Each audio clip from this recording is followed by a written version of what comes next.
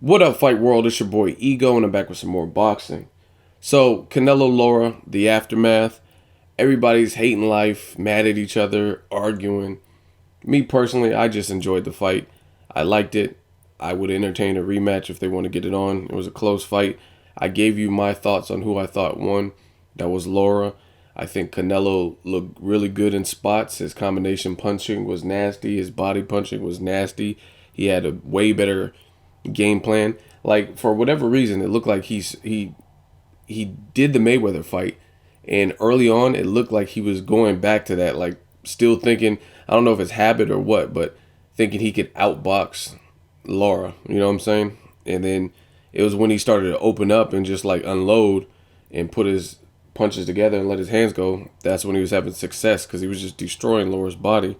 But Lara was just patient, stayed composed. They both had a fucking poker face. Anyway, I enjoyed the fight. I made some memes for you guys last night, posted those up, so that's what you're seeing in the video. I also want to talk about Cuban fighters. Now, it looks like Guillermo Rigondeaux is the last savior, the last Cuban hope, the last hope for Cuba. We had Gamboa, who fought Terrence Crawford, another scintillating fight, and then he got destroyed towards the end of it, got stopped. But he showed heart, had a good account of himself early in the first half. Then yesterday, Edislandi Lara, he lost to Canelo according to the judges. It's all over the place. Some people like J. Leon Love, Andre Berto, they thought Canelo won.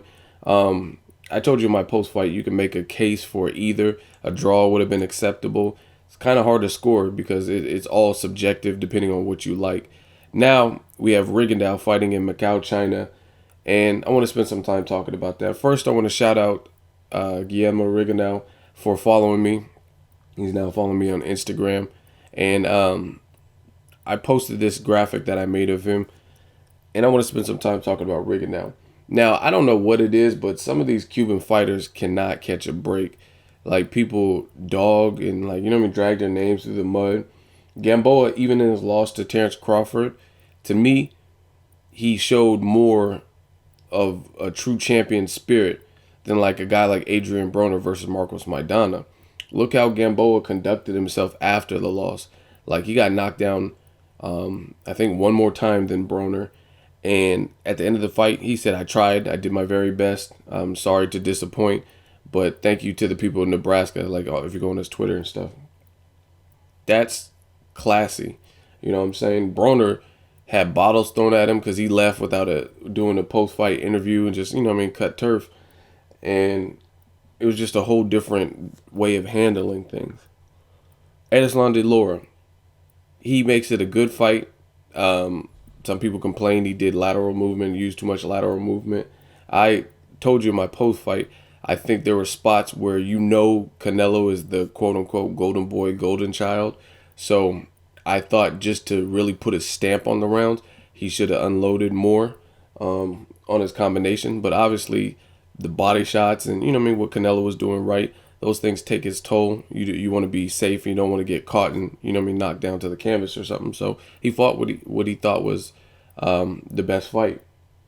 It was a good fight though, and people dog him. Now you got Rigondeaux, and Rigondeaux started following me. I think I like posted something, and some motherfucker that only likes Filipino fighters, you can tell by his name, and I'm not gonna shout his name out. That's why I blurred it because haters don't get no shine from me, at least. You know what I mean? If you want to research it and all that, that's up to you. But I'm not gonna give you no shine and no airtime like that. And the funny thing is, Rigondeaux actually responded. He's responding to some of the people who were leaving comments.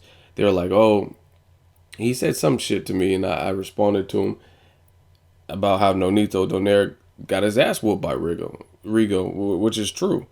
And the guy was like, "Oh, but you got knocked down." And then Rigondeaux said, "Nonito has one knockdown against me, but how many times have I beat him? I think winning is more important than dropping a fighter, but still losing. Your point is invalid." And he really roasted the dude with this. He said, "I don't want you to watch because you only like Filipino fighters. I'll keep winning. And if I get in the ring with Donaire again, I'll knock him out just for you." So I don't know. I like Rigondeaux a lot. He's a bad mofo. Like Some of you guys hate on him. Oh, he's a runner and he's boring and all kinds of stuff. And the funny thing is, some of you guys claim to be boxing fans, but you only like one style. You know what I mean? You only embrace one style. Everybody else that doesn't fight in that particular style is dog shit. You know what I mean? And it's funny because in boxing, that's really the only sport where it's so prevalent. You know what I mean? You could look at basketball. You got teams that are explosive, like the Miami Heat before LeBron went back to Cleveland. You got other teams that are just veteran, good ball movement, good shooters like the Spurs. You know what I mean? Just good teamwork. But they're two different contrasts of a team. Yet, I mean, people like what they like. You just don't see people dog teams out them as much. But when it's mano a mano, one person, you tend to get that. You know what I mean? Oh, he's boring. You know what I mean? So I really like Rigondeaux. I think he'll do well in his upcoming fight. It's a shame that his promoters don't actually promote him. You know what I mean? They rather sit around and badmouth him. I don't agree with that. What's the point? You know what I mean? Why is he even signed to you if you don't feel you can do anything? So I'm going to try to work with Rigondeaux, get you guys some footage or something. A lot of people are questioning, like, oh, how is this Rigondeaux? He doesn't speak English. And some of you guys forget this is 2014. This is the digital age. People are more technically savvy and shit. You have things like Google Translate, and he's constantly staying in shape and he's preparing for a fight. So maybe he has someone who's bilingual in his camp who translates for him. But yeah, I never understood that. Marcos Maidana, he has a verified account on Twitter, and then he'll post something and it'll be in English, and people are like, oh, how did he doesn't speak English? That's not him. You know what I'm saying? Like, it's super hard for someone to get someone to translate. But this is actually Rigondeaux's Instagram. You can check with Gary Hyde if you want to corroborate that. But this is really his Instagram, and we're gonna see. But he's Cuba's last hope in terms of getting a win of the name big fighters that they got going. You know what I mean? You also got Mike Perez. He's gonna be fighting Bryant Jennings. That's another good fight. But I'm talking about the guys with bigger names. You know what I mean? The top three. So hope you guys enjoy my graphic.